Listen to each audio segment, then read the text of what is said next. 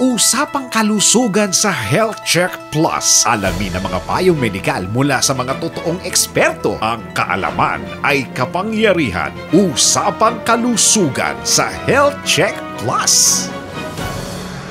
Magandang araw Luzon, Visayas at Mindanao. Sana tuloy-tuloy na itong magandang panahon at sana nasa mabuting kalagayan na ang ating mga nasalanta ng bagyong, guring at baha na dulot ng habagat nitong nakaraang mga araw. Alam niyo ba na nitong nakaraang Hulyo, naiulat ang pagtaas ng mga kaso ng leptospirosis dito sa Pilipinas. Dahilan sa patuloy na ulan, bagyo at baha nitong nakaraang buwan, inaasahan na lalong magiging malaking problema ng marami nating kababayan ang leptospirosis. Kaya naman dito sa Health Check Plus, dumarami naman ang nagtatanong ukol sa sakit na ito. Ano nga ba ang leptospirosis? Bakit kailangan tayong mag-ingat at ano ang mga senyales na maaaring tinamaan na tayo ng sakit na ito? Mapalad tayo ngayong araw na makasama ang magaling at napakasipag na nephrologist. Siya po ngayon ay kasalukuyang ingat yaman o treasurer ng Philippine College of Physicians. Ang ating panauhin ngayon ay immediate past president din ng Philippine Society of Nephrology. Let us all welcome our guest expert, Dr. Maalidin Biruar. Dr. Biruar, magandang araw po. Magandang araw din po, Ma'am Ellie, Teacher Ellie, at magandang araw din sa lahat ng mga tagapakinig at sa mga nanonood po sa ating programa today. Una po sa lahat, Doc Biruar, siguro let's jump in na po sa ating important na topic ngayong araw. Linawin po muna natin, ano po ba ang leptospirosis?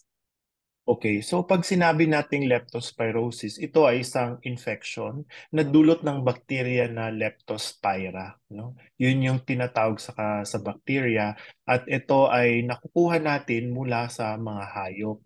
Ang tawag dito ay zoonotic disease.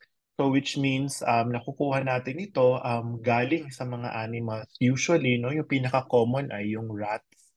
Pero kapag titingnan natin yung literature sa mga pag-aaral, no, sabi pwede rin daw itong makuha sa mga cattle, which means sa cows, no, sa pigs, dogs, rodents, no, and then sa wild animals at sa horses. Kaya kasi ang common lang sa atin talaga sa daga, no? Simula noon yan talaga yung aking napag-alaman. Kaya lang mas dumadami kasi rin yung may leptospirosis ngayon. So feeling ko baka dumadami na rin yung kaso na mula doon sa ibang mga hayop na yon. So in any case, etong mga hayop na to, sinasabi wala silang sintomas. And yet, nailalabas nila sa ihi nila itong bacteria na ito at naipahawa nila sa mga tao. Kaya tayo nagkakasakit. Ayun. At nasabi po ngayon na medyo tumataas po ang kaso ng ating leptospirosis. Dok, bakit po ba tumataas yung mga kaso ngayon na ano po ba yung mga nagiging causes nito? Bakit tumataas ang mga kaso ng leptospirosis? Well, this is usually the time of the year kung kailan dumadami talaga yung kaso kasi ang rainy season, may baha, no? So, diyan naman nakukuha ito usually pag, let's say, lumusong tayo sa baha. Tapos hindi naman natin alam saan nanggagaling yung tubig na yon. Pwedeng marumi siya, galing sa imbornal. Tapos may konting sugat tayo doon sa ating paa. Pwedeng pumasok doon yung yung Leptospira bacteria. So, kailangan kasi meron kang mucous membrane or an open wound. So, halimbawa, natilamsikan ka sa mata, pwede yon, no? O halimbawa, nalunok mo yung tubig na marumi, pwede rin yon. Pero kung let's say, nailublob mo yung kamay mo sa baha, malinis naman, walang sugat yung kamay mo, hindi ka naman mahawa. Pero hindi rin syempre lahat ng baha, no? Remember, it's flowing water. So, depende kung saan mataas yung concentration tsaka kung saan nanggagaling. Siguro kung malapit ka sa babuyan, no? Then pwede din yun. Kasi nga, nandun yung dumi ng mga pigs, di ba pwede rin siyang makuha daw sa baboy. So nabanggit niyo po Dok kanina na yung Leptospira ay nabubuhay dito sa mga iba't ibang klaseng mga animals natin. Pero maaring yung mga animals po ay walang sintomas. What about sa tao naman po? Ano po ba yung mga sintomas at senyales na maaaring natamaan na tayo ng sakit na leptospirosis? Well, that's a very good question kasi dapat malaman natin kung May posibilidad ba na ako kaya ay may leptospirosis para makapag-ingat ako? Usually, it starts out as non-specific signs and symptoms, no? So, yung nilalagnat ka, sumasakit yung pangangatawan mo, nanginginig ka, so fever and chills, tapos merong muscle aches, tapos yung iba nagkakaroon ng vomiting. Meron kasing two phases din yung iba, no, yung leptospirosis. But remember, kahit may mga ganito akong sinasabi, minsan kasi atypical din yung presentation. Usually may first phase na gano'n, tapos konti gumagaling yung pasyente, and then nagkakaroon ng second phase kung saan namumula yung mata, so red eyes, no, nagjo-jaundice, tapos nagdudumi, diarrhea, nagsusuka, sumasakit yung tiyan.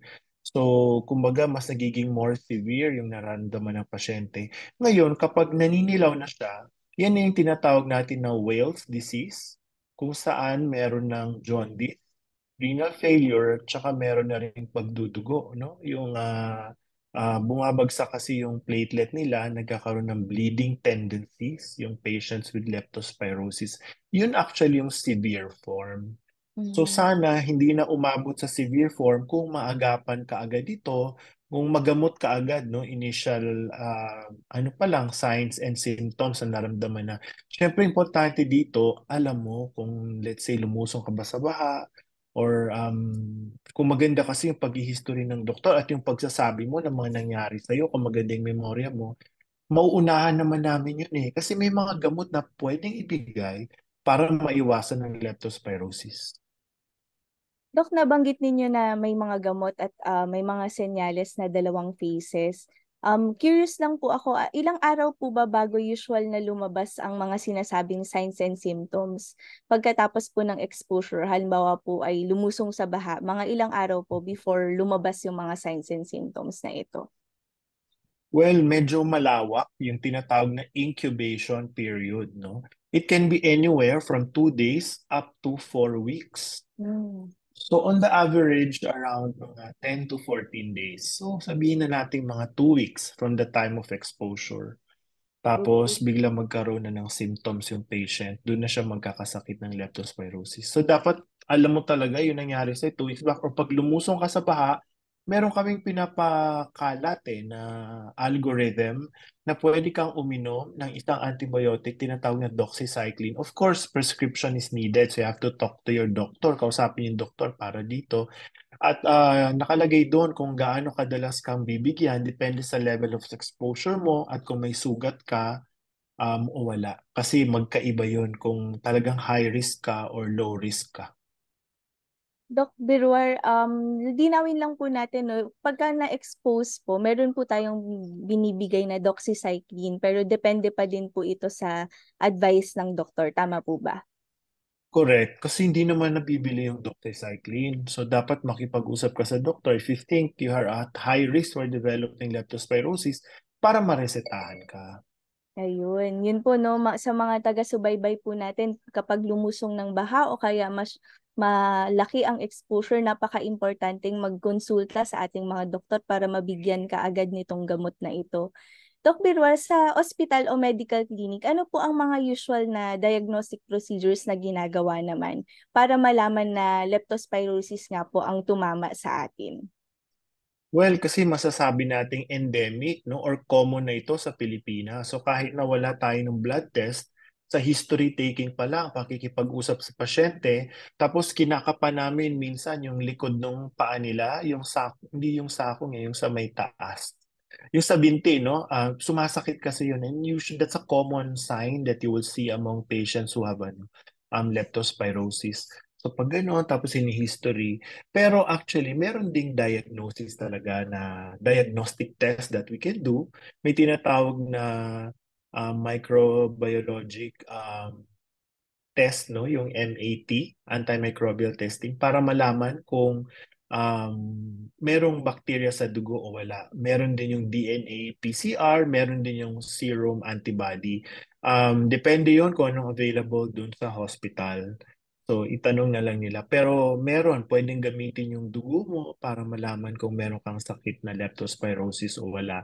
But then again, bilang doktor, Siguro kung mataas yung index of suspicion ko, kasi hindi naman kaagad nagpa-positive sa dugo yun. I think around 6 to 10 days from the time you got the illness bago siya nagpa-positive or nakikita sa dugo. We can start naman treatment kaagad. Okay. Doc Biruar, ano naman po yung treatment kung sakaling sinususpetsahan na po na leptospirosis nga po talaga ang sakit ng isang tao? Well, widely available at napakamura ng treatment for simple leptospirosis. Yun pong penicillin, no? Pwedeng ibigay sa patient yun, no? Kapag sinususpetsa na may leptospirosis siya.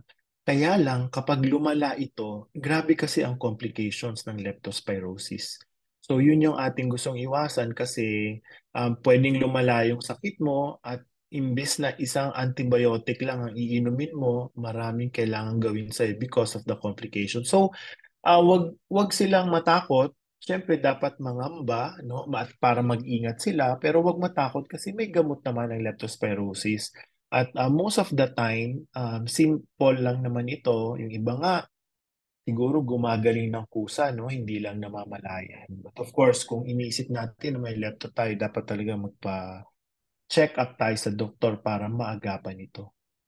Dok, ano po ba yung mga dangers or kanina po nabanggit ninyo pwedeng lumala ito? Ano po ba yung itsura ng isang taong malala na ang leptospirosis? Para lang din po alam ng ating mga taga-subaybay.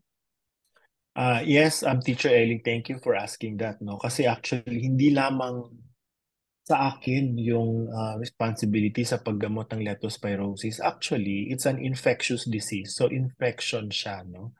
Mm. Kaya usually infectious disease or any doctor naman can treat leptospirosis. Pero pag ni-refer namin pag malala na sa infectious disease, kaya lang kapag ito ay lumala at affected na yung ibang organs katulad ng number one, kidney, pwede siyang magkaroon ng effect sa kidney, magkaroon ng acute renal failure. So pwedeng mag-dialysis ng panandalian yung pasyente, no? Because the infection can cause problems in the kidney, and then tataas yung creatinine, hindi makakaihi, tataas yung potassium, ang daming complications, kailangan i-dialyze yung patient, pero temporary lang naman. Number two, pwede rin sa brain, magkaroon siya ng meningitis. So that's another complication na yung infection pwedeng kumalat doon sa ating central nervous system. Number three, pwede siyang magkaroon ng pulmonary hemorrhage. No? Ako po ay doktor na nagpa-practice sa National Kidney and Transplant Institute, and I'm proud to say na marami kami mga pasyente na sobrang severe yung kanilang leptospirosis, and yet nagagamot sila kasi meron kaming tinatawag na ECMO machine. So para siyang artificial lang, no? Yung iba kasi napupuno ng dugo yung kanilang baga, no? That's a complication of leptospirosis. And of course, mamamatay ka, malulunod ka doon. Pero kung merong ECMO machine, pwede kang matulungan. Kasi kahit may gamot nang binigay sa'yo, yung iba kasi lumalala pa rin talaga. Maybe because may iba silang sakit, no? Comorbid conditions. Kaya making them prone to complicated types of leptospirosis, or baka mas marami yung bacteria na dumapo sa kanila o hindi naagapan kaagad. So, yun yung kidney, meningitis, pulmonary hemorrhage sa baga. Number four, di ba naninilaw? Kasi merong liver failure. So, pwede ka rin magkaroon ng liver failure sa leptospirosis. Apektado yung atay mo, kaya naninilaw ka.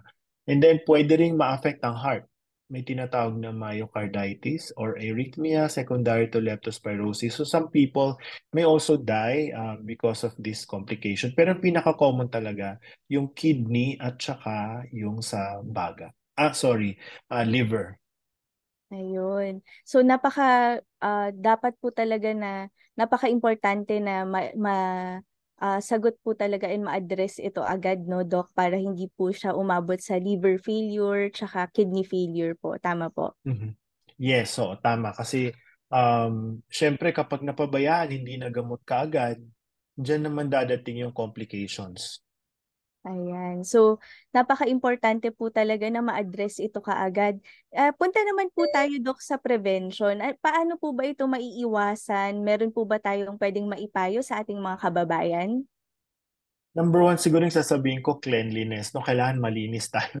Cleanliness is next to godliness. Kasi kahit ano man yung baha na yan, saan man nanggagaling yung tubig na yan, kung malinis yung ating kapaligiran, walang mga duming ng mga hayop na pwedeng pagkunan ng bacteria ng leptospirosis, hindi tayo magkakaroon ng leptospirosis. So kailangan ho malinis yung ating kapaligiran, no? Siguro keep a safe distance kung nasan man yung mga, let's say, may piggery o kung ano man na mga ng hayop, no? Now, yung dogs natin, siguro make sure na hindi sila umiihi lang kung saan-saan, no? And then, panatiling malinis siguro yung ating hapagkainan kasi kung may pagkain dyan, di baka pwedeng puntahan siya lagi ng daga, no? So, Mhm. malinis yung ating mga cabinet kasi nakukuha nga ito sa rats. So, what if umihi sila doon sa cabinet mo? Tapos, or umihi sila sa, let's say, sa taas nung delata, no? Tapos binuksan mo yung delata, hindi mo hinugasan, hindi ka naging malinis, ginamit mo kaagad. So, pwede kang ma-infect, no, ng mga bagay na ganun. So, kailangan talaga maging malinis tayo. We have to be aware kung paano ito makukuha. No? So, avoid those things that will expose you to the urine or feces, no, or dumi ng mga animals na ito. At importante syempre ngayong rainy season kasi dito naman kadalasan talaga maraming lumalabas na ganito. Kapag ka bumabaha, huwag tayong lumutang sa baha na walang protective na botas, no? Dapat naka-boots tayo. And then if ever na nag-skip man or pumasok yung doon, di maghugas tayo ng mabuti at uminom ng maraming tubig para hindi tayo ma-dehydrate if ever we develop leptospirosis. And of course, to take prophylaxis kung ikaw ay um, na-expose no, dun sa pagbaha at nalumusong ka sa baha, kailangan mo mag-take ng prophylaxis na doxycycline. So you have to ask your doctor about it. Ayun, napaka-simple po ng mga tips, no? Napaka-doable po ng ating mga tips para sa ating mga kababayan para maiwasan ang leptospirosis. Huling mensahe niyo po, Doc Biruar, before po natin i-close itong ating pag-uusap. Yun lamang, no? Kailangan ko lang sabihan kayong lahat na mag-ingat po ngayong rainy season dahil dumadami po usually ang cases talaga ng leptospirosis ngayong panahon na ito, katulad rin po ng dengue, dumadami around this time. At ang pag-iiwas din natin naman sa dengue ay sa lamok. Saan ba naman nabubuhay yung mga lamok, di ba, sa mga maruruming, yung mga nakaimbak na tubig, yung mga ganun, no? So, kailangan po talaga natin maging malinis. And just remember po, prevention is better than cure. Kahit sabihin po natin na may gamot yung leptospirosis, pero mas maganda kong iwasan natin magkaroon nito dahil hindi naman po natin mapapredict kung magkakaroon ba tayo ng komplikasyon o hindi. Napakasimple at napakalinaw. Maging malinis, prevention is better than cure. Maraming salamat po muli, Dr. Maalidin Biruar. Stay safe and Maraming keep salamat. healthy po. Thank Thank you. you rin po. Thanks for having me. Huwag po kayong bibitaw, makakasama natin si Doc Maki Galvez para pag-usapan naman ang isa pang sakit na dapat bantayan ngayong tag-ulan. Wellness tips, susunod na.